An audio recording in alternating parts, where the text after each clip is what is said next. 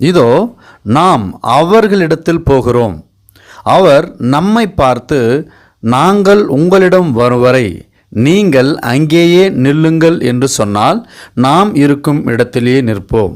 ஒருவேளை நம்மை பார்த்து முன்னேறி எங்களிடம் வாருங்கள் என்று சொல்வார்களானால் கர்த்தர் அவர்களை நம்முடைய கைகளில் ஒப்பு கொடுத்தார். இதுதான் நமக்கு அடையாளம் என்று இருவரும் பேசிக்கொண்டார்கள்.